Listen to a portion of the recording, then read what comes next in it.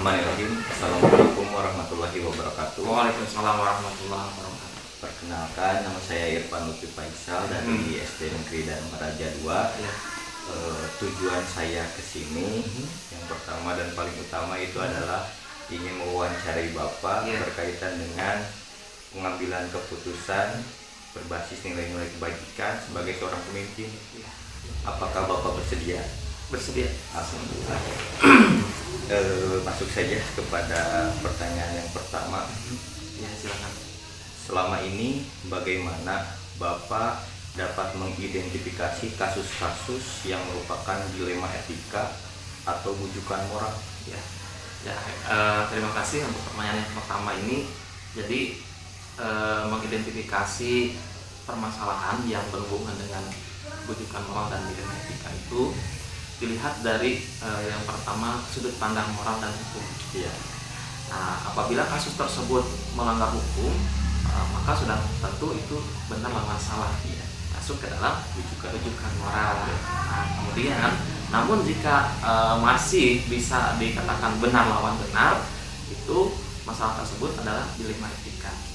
Nah, itu jadi kita harus jeli ini masuk masalahnya apakah ini benar lawan benar atau benar lawan salah. Jadi kita harus dapat mengidentifikasi sedini mungkin sebelum mengambil satu keputusan yang bisa bermanfaat bagi suatu kasus tadi. Nah, itu jadi itu sangat penting, terutama sebagai pemimpin pembelajaran atau pemimpin sekolah itu kita harus melihat dulu kasus, identifikasi kasus ini masuknya ke bujukan moral atau dilema etika. Silakan. Selama ini bagaimana Bapak menjalankan pengambilan keputusan di sekolah, terutama untuk kasus-kasus di mana keduanya itu kepentingan yang sama-sama benar atau sama-sama mengandung nilai kebajikan? Nah, terima kasih. Jadi selama ini saya melakukan identifikasi kasus dari berbagai sudut pandang. Nah, kemudian menimbang secara matang mana yang paling benar. Dan keputusan tersebut itu harus menguntungkan banyak orang. Artinya di sini tidak ada yang dirugikan satu pihak pun, atau win-win solution. Nah, itu artinya kita harus melihat untuk memutuskan ini, artinya orang itu tidak dirugikan. Tadi ke kita enak, ke orang itu enak. Jadi permasalahan itu harus diputuskan dengan baik, sesuai dengan tadi identifikasi masalahnya di. Baik, tadi Bapak menyebutkan bahwa identifikasi masalahnya itu untuk menentukan sebuah keputusan yang bisa win-win solution atau tidak dirugikan salah satu pihak dan menguntungkan banyak pihak. Nah, pasti ada suatu langkah atau prosedur yang biasanya Bapak lakukan. Prosedur itu seperti apa? Nah, itu yang pertama ini kita harus mengenali nilai-nilai yang saling bertentangan, kemudian menentukan siapa yang terlibat dalam kasus ini atau situasi ini, dan setelah itu baru kumpulkan fakta dari masalah ini. Ada nggak fakta-fakta yang mendukung masalah tersebut? Nah, setelah itu baru menguji benar atau salah dari permasalahan tersebut. Kemudian setelah itu ada pengujian paradigma benar lawan benar, kemudian melakukan prinsip resolusi yang kemudian ada investigasi opsi trilema. Nah, dan setelah itu baru membuat keputusan yang terbaik. Kemudian lihat lagi keputusan dan refleksikan. Nah, ini tidak hanya pribadi, tapi harus bermusyawarah. Betul. Melibatkan orang lain. Nah, itu karena berkolaborasi. Nah, kita harus berkolaborasi dengan rekan guru, dengan yang lain supaya mengambil keputusan itu tepat dan saya tidak mengambil keputusan yang salah. Tadi Bapak menyebutkan bahwa setelah langkah-langkah prosedur yang dilaksanakan sampai kepada menguji lagi apakah keputusan tersebut baik atau dianggap dapat dirasakan oleh berbagai pihak manfaatnya. Nah, hal-hal apa saja yang selama ini Bapak anggap efektif ya, dalam pengambilan keputusan pada kasus-kasus dilema etika? ya. Yang pertama ini yang saya lakukan tadi, analisis kasusnya dulu ya, analisis dulu, kemudian sebelum menentukan solusi ya, analisis kasus menyesuaikan dengan peraturan yang berlaku atau norma, kemudian mengedepankan kepentingan umum. Nah jadi tadi ya, jadi bukan hanya kita yang harus enak, tapi orang lain juga enak. Nah itu win-win solution tadi. Dan artinya di situ kita tidak memberikan efek negatif jangka panjang. Iya, betul. Kadang kan suka gini, kalau misalnya diputuskan oleh kita sendiri, orang yang punya masalah itu tidak enak, otomatis kembali efeknya kepada kita. Iya, betul. Jangka panjangnya apakah dia itu menjadi tidak simpatik atau melawan kebijakan yang sudah ditentukan. Nah itu bisa saja. Nah, itu cukup efektif lah dengan tadi analisis kasus, kemudian harus seperti apa solusinya. Berarti dalam analisis kasus itu yang paling utama dan pertama itu adalah musyawarah tadi. Betul. Tentunya tidak melibatkan diri sendiri, tapi melibatkan orang lain, tentunya dengan orang yang berhadapan dengan kita tadi, tanpa memikirkan bahwa itu kasus benar dengan benar, tapi kita harus menganalisis kasus tersebut dari segi norma dan nilainya gitu. Ya, itu harus. Ya. Nah, kan tadi sudah dijelaskan yang efektif, langkah-langkah prosedur, dan sekarang ini pasti dalam setiap kegiatan pengambilan keputusan itu ditemui berbagai tantangan atau hambatan dalam pengambilan keputusan, terutama pada kasus-kasus dilema etika. Seperti apa tantangan selama ini yang Bapak rasakan? Ya, terima kasih. Ini sangat mengena sekali dengan berbagai kasus yang selama ini terjadi. Betul. Ya, tantangan itu pasti ada, pasti ya. Bukan hanya dari dalam, tapi dari luar. Oke. Kan? Nah, artinya gini, kita dalam mengambil keputusan itu harus menilai dulu ya, kasus itu yang tadi dikatakan bahwa kasus itu sama-sama benar ya. Dan kita harus mengambil keputusan itu harus menguntungkan kedua belah pihak tadi, tidak merugikan salah satunya ya. Tantangannya di sini ada faktor internal tadi, ada faktor eksternal. Nah itu ada saja, pasti ada yang pro, ada yang kontra. Nah itu harus betul-betul harus ditimbang secara matang gitu ya. Untuk mengambil keputusan itu harus betul-betul dan harus hati-hati. Iya. Gitu. Karena kalau tidak hati-hati, kita salah memutuskan, otomatis ada efek ke depannya. Karena dampak yang dirasakannya bukan hanya diri kita, betul, tapi lingkungan atau orang lain yang itu betul Pak. Kalau boleh saya tahu ini faktor eksternal atau internal yang tadi Bapak sebutkan itu seperti apa? Ya, faktor internal itu diantaranya emosi. Emosi pemimpin itu harus bisa menahan emosi, jangan sampai kita mengambil keputusan berdasarkan emosi, gitu kan? Sabar. Nah, kita harus sabar, betul. Memutuskan dengan kepala dingin, ya, kemudian bermusyawarah bersama. Nah, kalau faktor eksternalnya itu bisa saja faktor ada yang misalnya guru atau faktor di masyarakat dan lain sebagainya yang bisa merongrong kredibilitas pemimpin. Nah, itu ya harus betul-betul ini bisa dipertimbangkan dengan baik. Faktor internal dan faktor eksternal itu berpengaruh juga terhadap pengambilan keputusan. Iya. Berlanjut Pak. Ya. Tadi kan Bapak menyebutkan tentang faktor internal dan eksternal. Tentunya untuk faktor internal sendiri itu biasanya dapat diselesaikan dengan sendiri. Nah, berkaitan dengan itu, adakah jadwal khusus yang biasanya Bapak lakukan ketika mengambil keputusan dalam kasus-kasus yang dilema etika seperti itu, atau diselesaikan di tempat? Bagaimana prosedurnya seperti itu? Ya, kalau misalnya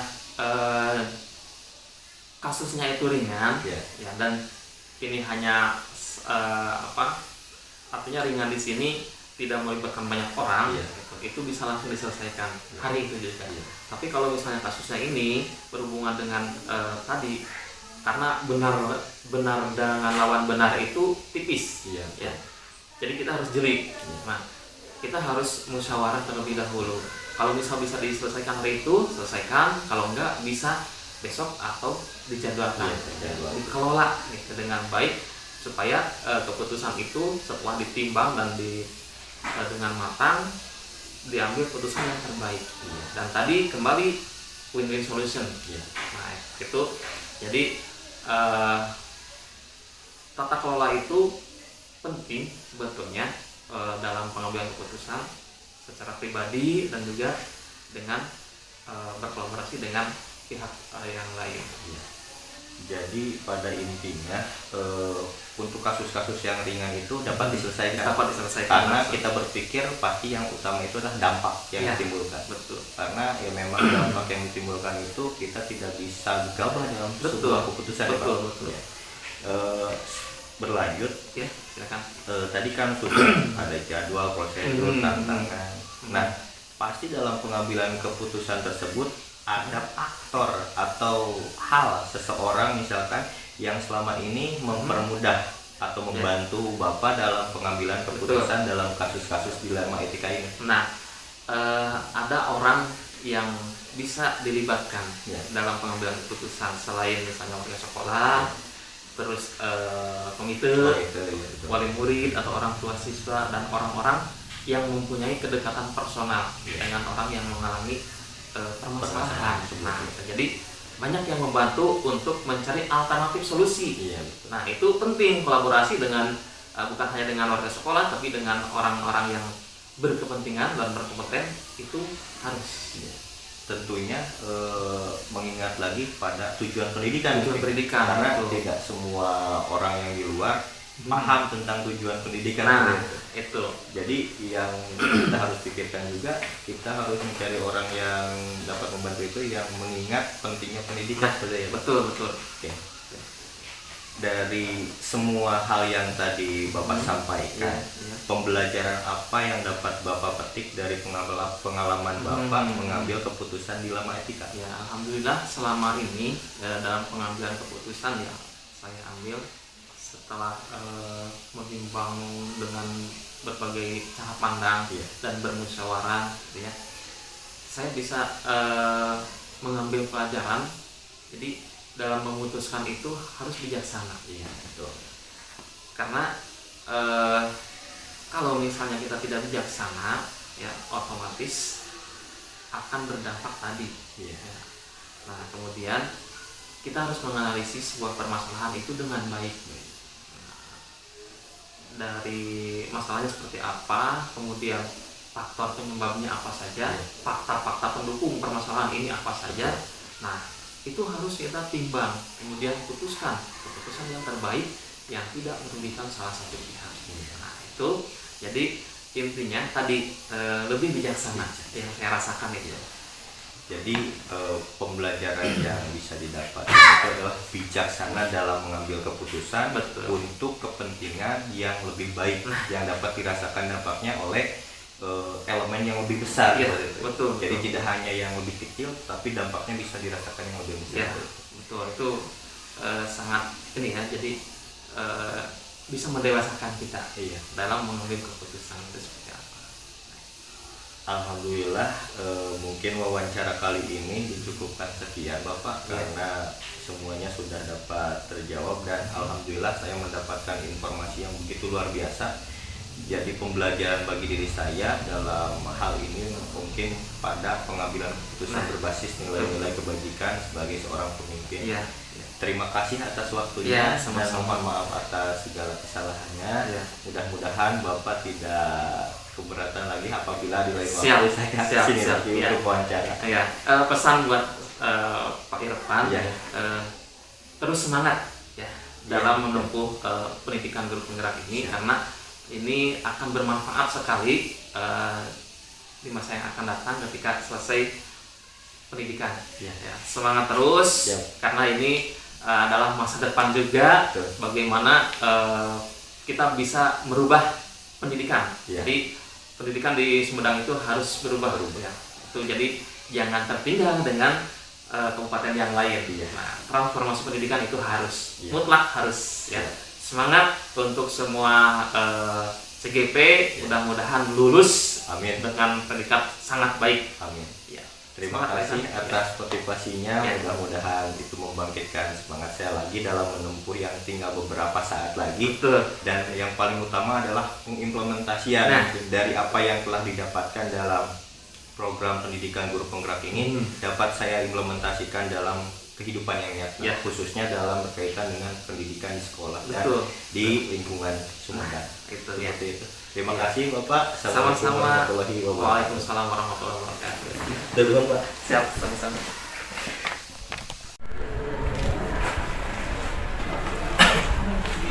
Oke. Bismillahirrahmanirrahim. Assalamualaikum warahmatullahi wabarakatuh. Waalaikumsalam. Mohon maaf mengganggunya. Alhamdulillah Ibu, hari ini saya Irfan dari SD Negeri Dharma Raja 2 datang ke sini dengan tujuan akan mewawancarai Ibu mengenai kegiatan pengambilan keputusan berbasis nilai-nilai kebajikan sebagai seorang pemimpin. Apakah Ibu bersedia? Insya Allah bersedia. Kita masuk saja kepada pertanyaan yang pertama. Selama ini bagaimana Ibu mengidentifikasi kasus-kasus yang Ibu temui yang itu merupakan dilema etika atau bujukan moral? Selama ini setiap kasus yang dihadapi ibu selesaikan dengan berbagai pertimbangan. Salah satunya ibu meminta dari rekan-rekan, apalagi itu kasusnya mengenai kegiatan atau program sekolah ya, dengan musyawarah mufakat. Dan karena kenapa? Karena sekolah itu kan organisasi satu tim, jadi keputusan bukan ibu yang memutuskan. Jadi semua dari situ sebagai rujukan baru ibu putuskan hal apa yang harus diselesaikan dari kasus tersebut. Ya, baik. Selama ini bagaimana Ibu menjalankan pengambilan keputusan di sekolah Ibu, terutama untuk kasus-kasus di mana ada dua kepentingan yang sama-sama benar atau sama-sama mengandung nilai kebajikan? Ya, itu juga sama dengan berbagai pertimbangan lagi. Ya. Bertanya kepada teman yang terkait bagaimana yang harus diputuskan. Jadi sama-sama dengan musyawarah lagi. Iya. Berarti Tidak lepas dari ya, musyawarah. ketika musyawarah dilaksanakan Ya. berarti ada kepentingan yang lebih diutamakan mungkin. Iya, betul. Antara dua itu. Contoh misalkan ibu dalam satu hari harus rapat ya. Ya. Di sisi lain di sini ibu udah punya menyebarkan undangan untuk orang tua. Oh iya. Nah itu kadang seperti itu, A. Jadi ibu harus memutuskan bagaimana nih. Akhirnya diputuskan bersama. Gak apa-apa ibu, silahkan ibu berangkat rapat karena itu juga lebih penting, ya kan? Yang di sekolah kami yang mengatasi. Iya. Untuk selanjutnya, langkah-langkah atau prosedur seperti apa yang biasa Ibu lakukan selama ini? Tadi kan Ibu menyebutkan musyawarah. Nah, Ya. apakah ada langkah khusus atau prosedur secara khusus dalam pengambilan keputusan Ibu yang berbasis nilai-nilai kebajikan sebagai seorang pemimpin itu? Kalau untuk langkah khusus mah, ibu selama ini tidak memprogram gitu ayah. Jadi sesuai dengan kasusnya. Ya. Istilahnya ketika kasus itu harus diselesaikan segera, selesaikan saat itu. Jadi melihat urgensinya. Iya, betul.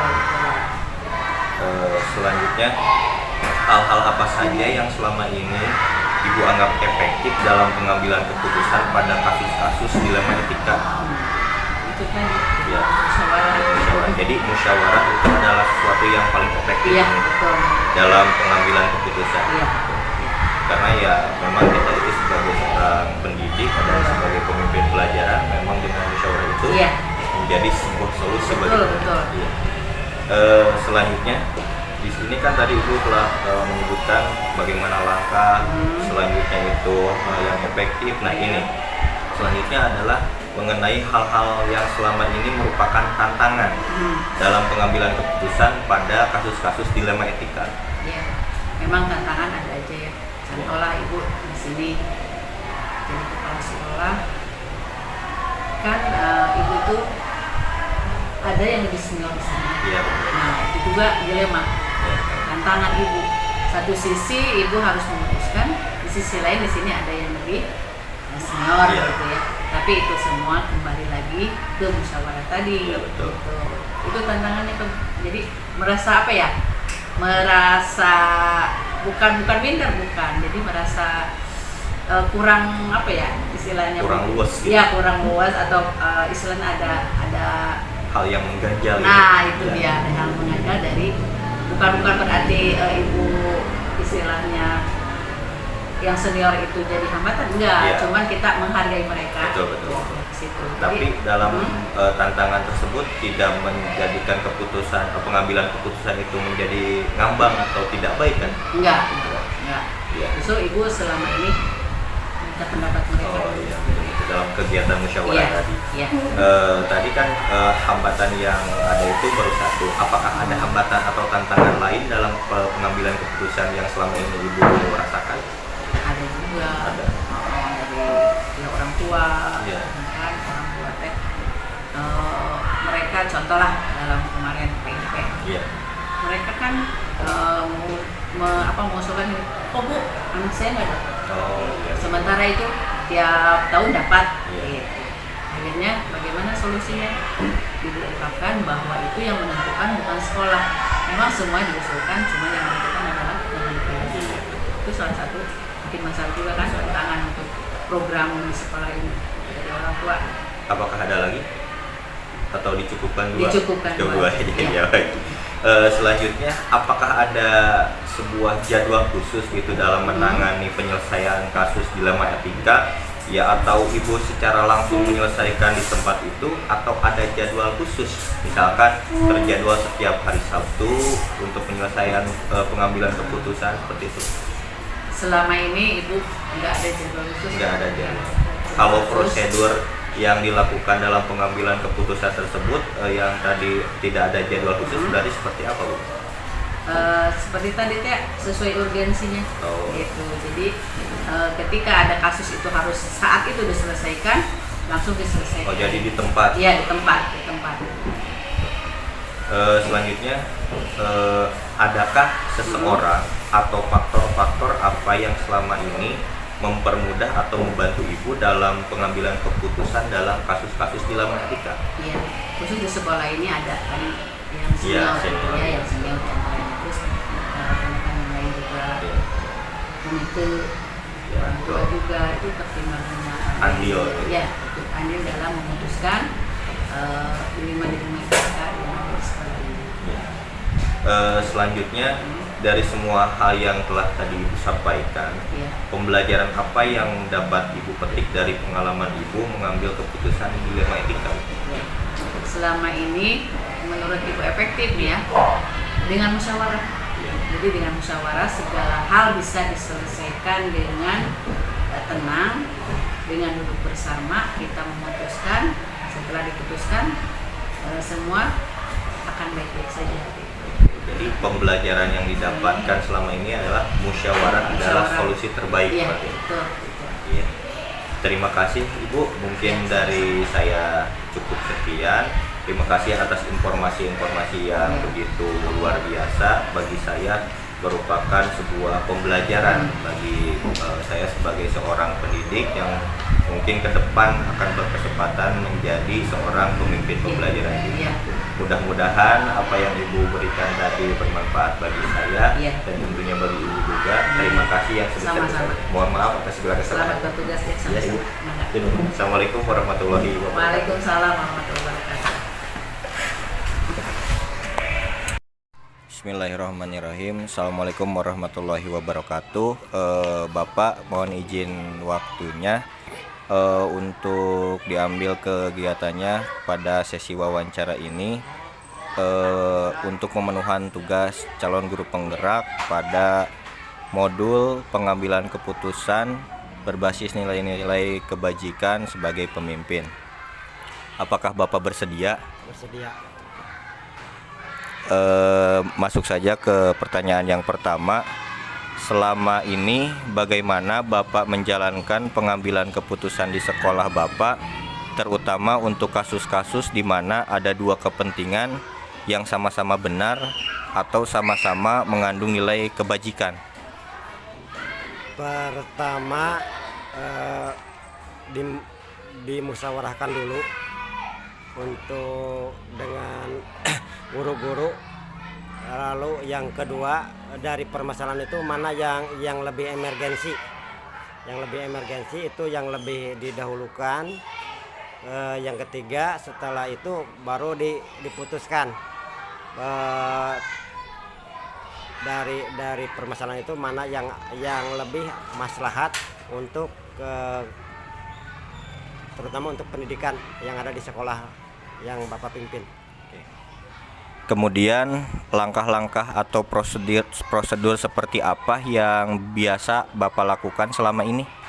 Yang tadi yang tadi disampaikan, pertama itu kalau masalahnya sangat krusial, sangat emergensi, kita segera mengumpulkan Bapak dan Ibu guru, kemudian komite, kemudian setelah itu dipertimbangkan segala rupanya mana yang perlu atau sangat penting pada saat ini untuk diambil keputusan dalam hal tersebut.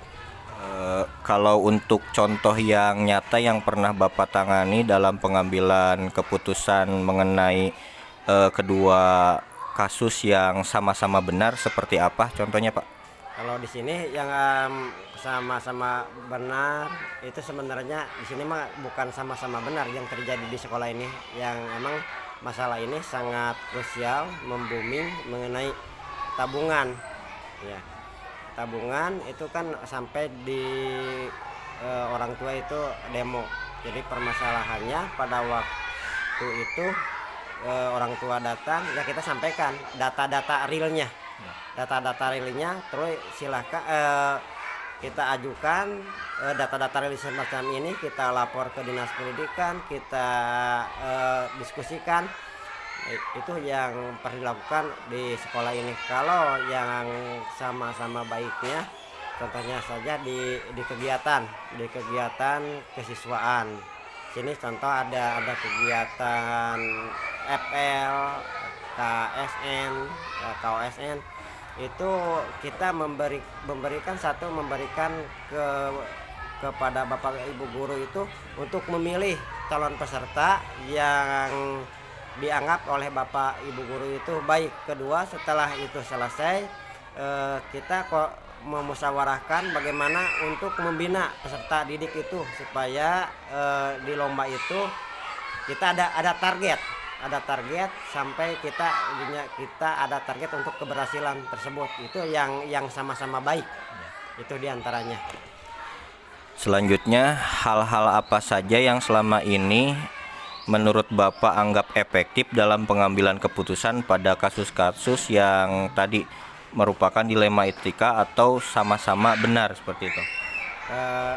Di sama-sama yang benar, contoh ini ada siswa potensinya itu di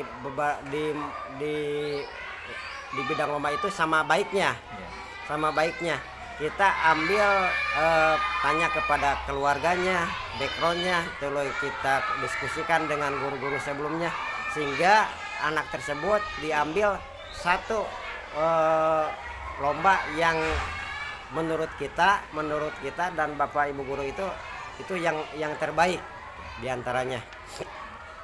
Kemudian hal-hal apa sajakah yang selama ini merupakan tantangan dalam pengambilan keputusan pada kasus-kasus seperti yang tadi Bapak sebutkan?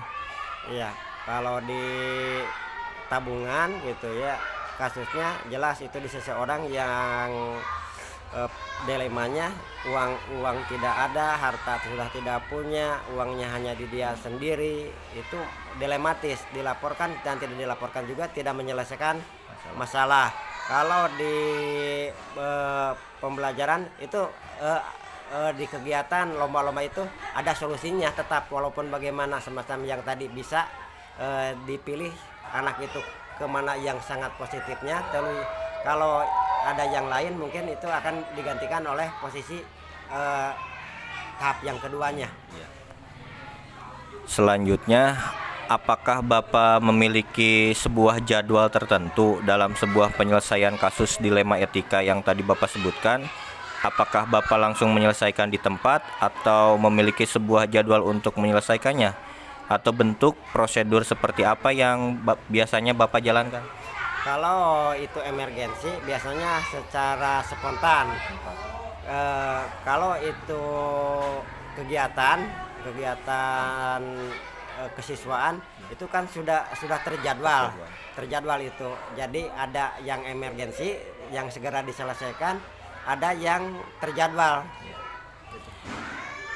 Pertanyaan selanjutnya, adakah seseorang atau faktor-faktor apa yang selama ini mempermudah atau membantu Bapak dalam mengambil keputusan dalam kasus-kasus dilema etika seperti yang telah dijelaskan tadi? Ya, diantaranya pengalaman dari pimpinan Bapak terdahulu, dari pihak keluarga, kalau sudah di sekolah itu diantara guru itu ada yang guru senior punya pengalaman, lalu kita bertanya lagi ke komite sehingga dalam mengambil keputusan itu akan menghasilkan yang terbaik hasilnya. Ya. Pertanyaan terakhir, dari semua hal yang telah disampaikan tadi, pembelajaran apa yang dapat Bapak petik dari pengalaman Bapak mengambil keputusan dilema etika tersebut? Kita dituntut komunikatif, tuh kita musyawarahkan semua ada permasalahan, sehingga apapun hasil keputusan dari kita bersama di sekolah ini satuan pendidikan itu, jika ada sesuatu hal yang nantinya dianggap kurang baik itu tidak akan kita menjadi pusat kesalahan ke satunya. Keduanya hasil pemikiran banyak orang itu akan menghasilkan yang terbaik. Iya. Terima kasih, mungkin pertanyaan wawancara yang saya berikan cukup sekian dan terima kasih atas informasi yang diberikan begitu jelas. Terima kasih atas waktu dan meluangkan waktu pada kegiatan kali ini. Tur nuhun, Pak. Ya, jelas banget.